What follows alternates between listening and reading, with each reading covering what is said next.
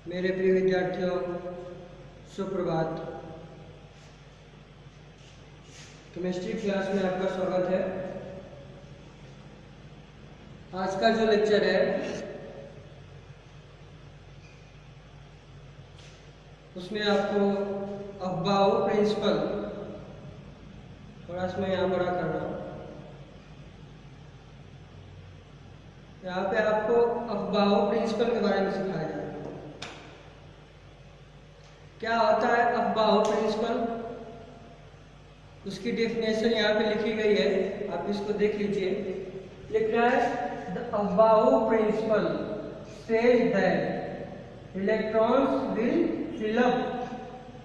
इसका मतलब अफबाओ principle says that मतलब कहता है कि इलेक्ट्रॉन फिल अप मतलब विल मतलब होगा, इलेक्ट्रॉन विल फिल अप मतलब भरेगा द फर्स्ट ऑर्बिटल, पहले ऑर्बिटल में, देन द 2s मतलब सेकेंड 2s में जाएगा। इसके बाद पहले 1s में जाएगा इलेक्ट्रॉन, फिर 2s में जाएगा, देन द 2p एंड उसके बाद पहले 1s में, फिर 2s में, फिर 2p में और उसके बाद 3s में, देन 3p में एंड सो ऑन। मतलब इसी तरह लगातार बढ़ता रहेगा। ये कौन कह रहा है? ये अफबाओ का प्रिंसिपल कह रहा है। कल जो आप टॉपिक पढ़े थे वो पढ़े थे एटॉमिक ऑर्बिटल, या इसके पहला वाला जो लेक्चर था उसमें पढ़ाया गया था एटॉमिक ऑर्बिटल के बारे में कि एटॉमिक ऑर्बिटल मुख्य रूप से 4 प्रकार का होता है। s orbital, p orbital, d orbital, f orbital. s orbital का जो शेप होता है वो कैसा होता है? सर्कुलर मतलब गोलाकार, मतलब कह लीजिए यूं। ये हुआ आपका s ऑर्बिटल, है ना, गोलाकार। s ऑर्बिटल की शेप कैसी होती है? आकार इसका ऑर्बिटल का गोलाकार होता है। और ये गोलाकार क्या दर्शाता है कि s ऑर्बिटल जैसा जो एटम है उसके अंदर जो इलेक्ट्रॉन है वो इसी के अंदर कहीं होगा। p ऑर्बिटल क्या दिखाता है? डम्बल्ड शेप, मतलब कुछ इस तरह की शेप जो होगी वो p ऑर्बिटल की शेप होगी। d ऑर्बिटल की शेप कैसे दिखाता है? शेप मतलब होता है आकार, डबल मतलब कुछ यूं होगा, डबल से, डबल डम्बल मतलब डम्बल, और ये 2 dumbbell, double dumbbell. d orbital का शेप कैसा होता है? Double dumbbell. p ऑर्बिटल का जो शेप होगा वो डम्बल होगा। s ऑर्बिटल का जो शेप होगा स्फीरिकल होगा। और f ऑर्बिटल का जो शेप होगा ये आपका तीनों एक्सेस पे होता है। एक्सेस आप लोगों को पढ़ाया गया होगा, x axis, y axis, z axis. तो जो इसका शेप होता है वो तीनों एक्सेस पे होता है, जिसमें आपको हम 2 एक्सेस पे दिखा सकते हैं क्योंकि ये 2D है। तीसरा जो एक्सेस है वो यहाँ से कुछ ऐसे आएगा, z एक्सेस जिसको बोलते हैं, z डैश, ये आपका x डैश हो जाएगा और ये आपका y डैश हो जाएगा। तो ये किस में होता है? f में। अब देखिए, चूंकि ये शेप क्या दिखाते हैं, ये आकार क्या दिखाता है? s का गोल होना, गोल आकार, p का डबल आकार, d का डबल आकार और f का एक्सेस के ऊपर इस तरह का आकार। ये दर्शाता है कि इस तरह के ऑर्बिटल के अंदर यहाँ पे इस आकार में इलेक्ट्रॉन के पाए जाने की संख्या क्या है? ज्यादा है। और जो इलेक्ट्रॉन भरेगा, जैसे अभी इसका एक उदाहरण सुन लेंगे तो आपको बहुत अच्छे से समझ में आ जाएगा। फिलहाल आप ये समझिए कि अफबाओ प्रिंसिपल क्या करता है। अफबाओ प्रिंसिपल कहता है कि सबसे पहले इलेक्ट्रॉन 1s में जाएगा, इसके बाद में इलेक्ट्रॉन, देखिए यहाँ लिखा हुआ है, थ्योरी में लिखा हुआ है, सबसे पहले 1s में जाएगा, फिर 2s में जाके देखिए 1s ऑर्बिटल फर्स्ट, पहले 1s में, फिर 2s में, फिर 2p में, फिर 3s में और फिर 4s में, ऐसे लगाना है। तो इसका एक आपको शॉर्टकट तरीका बता देंगे ताकि आपको याद रहे कि अफबाओ प्रिंसिपल के अनुसार कैसे आपको इलेक्ट्रॉन भरना है। ये इलेक्ट्रॉन क्या होता है? इलेक्ट्रॉन वो होता है, ये इलेक्ट्रॉन नाम की चीज क्या है? इलेक्ट्रॉन वो होती है जो क्या करती है? न्यूक्लियस के चारों तरफ चक्कर लगाती है। ये आपका एक इलेक्ट्रॉन है और ये देखिए, अगर ये आपका क्या है?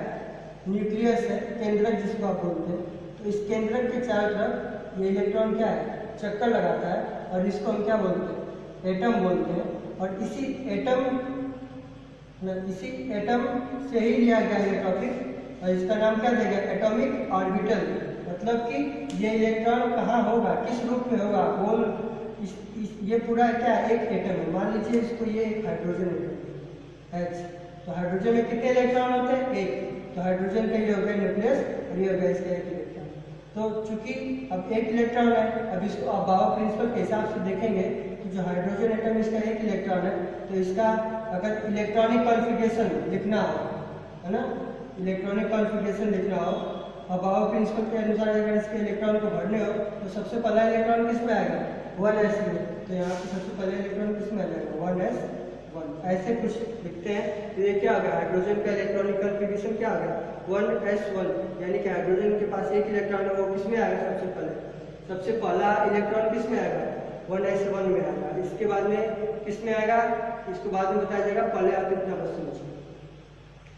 ये एटम होता है, ये इसके अंदर का इलेक्ट्रॉन होता है, और इलेक्ट्रॉन तो बहुत ज़्यादा होते हैं, जैसे हाइड्रोजन में एक इलेक्ट्रॉन, हीलियम में 2 इलेक्ट्रॉन, इसी तरह आगे बढ़ते हैं। ये hydrogen, helium, lithium, lithium, boron, carbon, nitrogen, oxygen, floor, neon, sodium, magnesium, aluminium, आपकी पूरी पीरियोडिक टेबल इसी पे आ जाएगी। तो पूरी पीरियोडिक टेबल में बहुत ढेर सारे इलेक्ट्रॉन होंगे।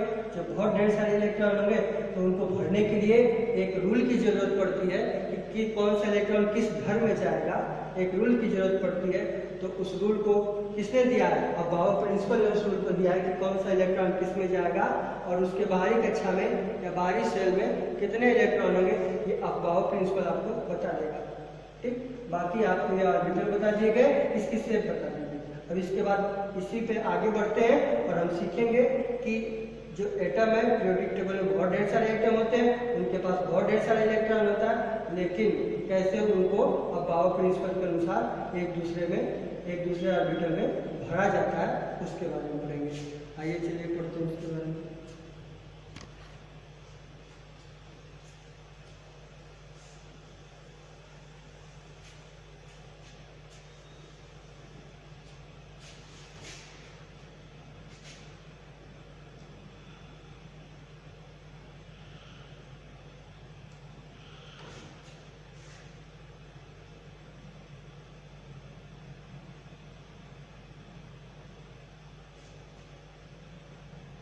देखिए यहाँ पे आपको कुछ लिखा हुआ मिल रहा है।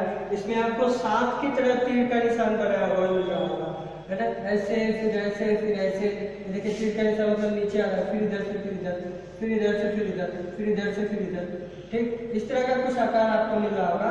ये जो डॉटेड लाइन है मतलब फिर यहाँ से इधर नहीं आया, डॉटेड लाइन का मतलब यहाँ से पीछे मुड़ गया और यहाँ से शुरू हुआ। जैसे यहाँ पे एक सीधी लाइन इधर आया, फिर यहाँ से पीछे मुड़ के फिर इधर गया, फिर पीछे मुड़ के फिर इधर गया। ये आपका एक शॉर्टकट तरीका है इलेक्ट्रॉन का भरने का। अबाव प्रिंसिपल यही कह रहा था कि पहले ये आपको थोड़ा सा साफ नहीं दिख रहा होगा, ये 1s है, ये आपका जो है 2s है, ये 2p है। मैं फिर से बता रहा हूँ, ध्यान से देख लीजिए। ये 1s, ये आपका 2s, 2p, ये आपका 3s, 3p, 3d। मतलब ये जो लाइन है वो d वाले की है, ये जो लाइन है वो f वाले की है, ये जो लाइन है वो p वाले की है, और ये जो लाइन है वो s वाले की है। ठीक, तो यहाँ पे 1s हो गया, यहाँ पे क्या होगा 2s, 2p। यहाँ पे ऐसे आप भी कॉपी पे लिखेंगे पहले, इसी तरह बनाएंगे, तभी आप नॉन इलेक्ट्रॉनिक कॉन्फ़िगरेशन किसी एटम का लिख पाएंगे। अगर आपको किसी एटम पूरे पीरियोडिक टेबल में यह कर दिया जाए, आपको सवाल दे दिया जाए कि जैसे आपको सवाल दे दिया जाए कि आपको कार्बन का इलेक्ट्रॉनिक कॉन्फ़िगरेशन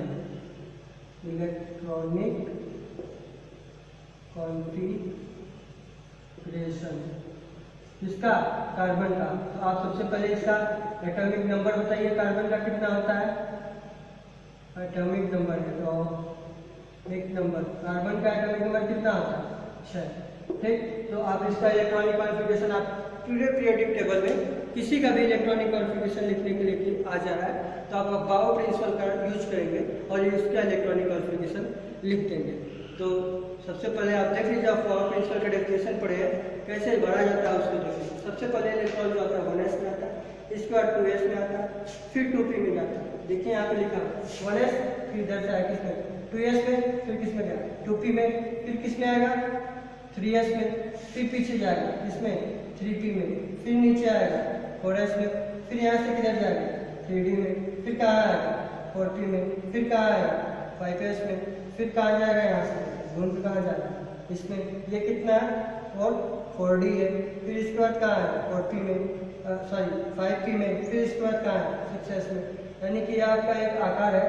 आपको यहाँ पे अगर सही से नहीं दिख रहा होगा तो इसका एक क्लीन फोटो आपको व्हाट्सएप पे उसी ग्रुप में डाल दिया जाएगा, ताकि आपको क्या हो, ये लेक्चर समझने में आसानी हो, आप देख सकें कि किस ऑर्बिटल में पहले आएगा, उसके बाद किस में आएगा, फिर किस में आएगा। ठीक है, तो यहाँ तक तो रही बात इसकी। अब इसके बाद जैसे इसी में देख लीजिए, अब क्षमता देख लीजिए कि यस की क्षमता कितनी है, पी की क्षमता कितनी है इलेक्ट्रॉन रखने की, और डी की क्षमता कितनी है ना। बाकी इसको आप अगर लिखना हो आसान तरीका से तो पहले ये पूरी लाइन यस लिख लीजिएगा, फिर एक छोड़ के पी लिख दीजिएगा, फिर एक छोड़ के डी लिख दीजिएगा, फिर एक छोड़ के एक नीचे, मतलब नीचे वाले सबसे पहले यस लिखिएगा कितनी बार, 1 2 3 4 5 6 7 बार लिखिएगा। इसके बाद एक नीचे छोड़ के यहाँ से पी लिख दीजिएगा, फिर एक नीचे छोड़ के डी लिख दीजिएगा, फिर एक नीचे छोड़ के एफ लिख दीजिएगा।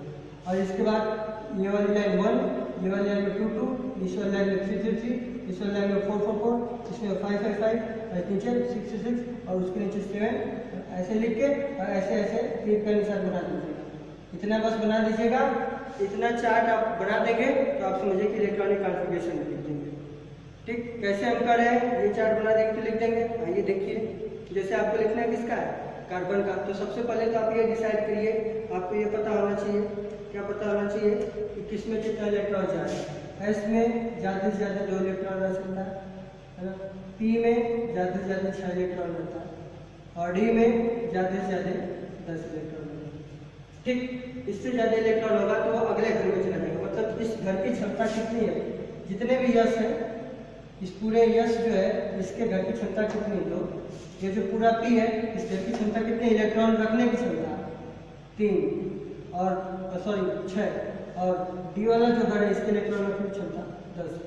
ठीक, तो अब चलिए पढ़ते हैं, इसको देखते हैं। कार्बन को लाइए, कार्बन को इधर लेकर आइए। कार्बन का इलेक्ट्रॉनिक, कार्बन के पास कितने इलेक्ट्रॉन है, 6। भरिए, सबसे पहले क्या है 1s। ठीक, 1s ले लिया आपने, 1s, s की क्षमता कितनी है 2, तो आप यहाँ पे क्या लिखेंगे 1s2। इसके बाद किधर आएंगे, पीछे किस पे आएंगे 2s पे, यहाँ पे क्या लिख देंगे 2s।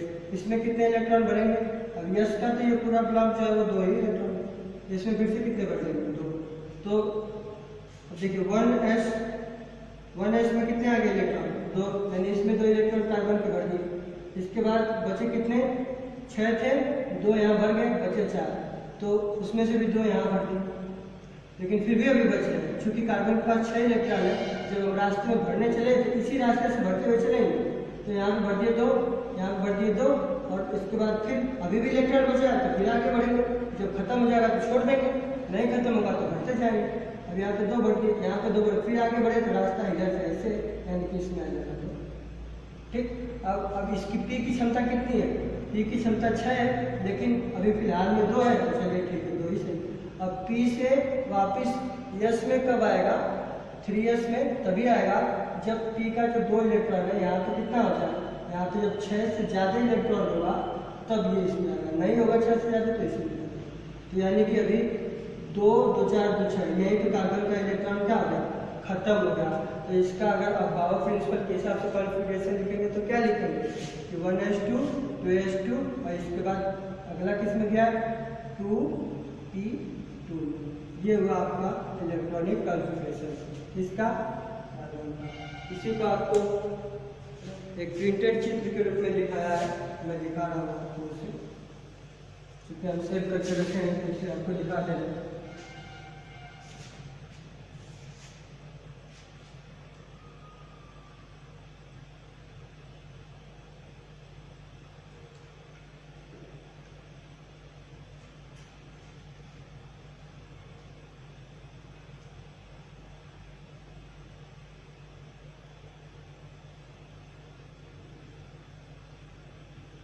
देखिए अभी 2 एग्जाम्पल आपके पास है, एक बोरोन का है, कार्बन का। कार्बन का एटॉमिक मास कितना है, एटॉमिक मास, एटम का भार कितना है 12.1। चूंकि भार जो होता है एटॉमिक नंबर का डबल होता है, लेकिन एग्जैक्ट नहीं होता है, कुछ उससे ज़्यादा होता है, इसलिए देखिए यहाँ पे क्या लिखा है 12.01। ये आपका कार्बन एटम है। इस कार्बन एटम में अभी आपको हम अपने हिसाब से बताए थे, अब कंप्यूटर में फोटो लोड करके भी दिखा दे रहे हैं आपको कि इसका पहला इलेक्ट्रॉन था यहाँ पे गया, फिर दूसरा इलेक्ट्रॉन यहाँ पे गया और तीसरा इलेक्ट्रॉन क्या है यहाँ पे आया। इतने में ही खत्म हो गया। क्यों? क्योंकि 2 2 4 2 6 कार्बन के पास 6 है, तो 6 ही भरने में ये वही का रास्ता तय किया कि यहाँ से ऐसे मुड़ के इधर, फिर इधर से मुड़ के इधर, जब तक यहाँ से ऐसे यहाँ तक पहुँचा उतने में इसका इलेक्ट्रॉन क्या हो गया, कार्बन का भर गया, इसका इलेक्ट्रॉनिक कॉन्फ़िगरेशन खत्म हो गया। इसके बाद आता है इसका इलेक्ट्रॉनिक कॉन्फ़िगरेशन, इसका बोरोन का। इसको देख लीजिए, बोरोन का इलेक्ट्रॉनिक कॉन्फ़िगरेशन क्या कहता है, एटॉमिक नंबर इसका कितना है 5, यानी 5 इलेक्ट्रॉन भरने हैं, तो क्या हो गया 1s2, इसमें 2 आ जाएगा, इसमें 2 आ जाएगा। फिर इसके बाद जैसे पी में जाएगा, तो पी में यहाँ पे दिखाया नहीं है क्योंकि एक रहता है, तो आप इसको दिखा भी सकते हैं। एक इलेक्ट्रॉन को नहीं भी दिखाएंगे तो अपने आप लगा लो, यहाँ पे आप चाहें तो क्लिक भी कर सकते हैं, नहीं भी लिखेंगे तो टी का मतलब अगर कुछ नहीं है तो इसका मतलब कि एक इलेक्ट्रॉन इसको दिखा गया। तो आप ऐसे लिख दीजिए या फिर ऐसे लिख दीजिए, दोनों से। ठीक, तो अगर जोड़ेंगे आप तो कितना 2 2 4 1। ठीक, तो यहीं पे आपकी क्लास खत्म होती है आज की। अगली क्लास में आपको इससे आगे कंटिन्यू किया जाएगा, इसी के बारे में और डिटेल से पढ़ाया जाएगा। घबराने की। Thank you.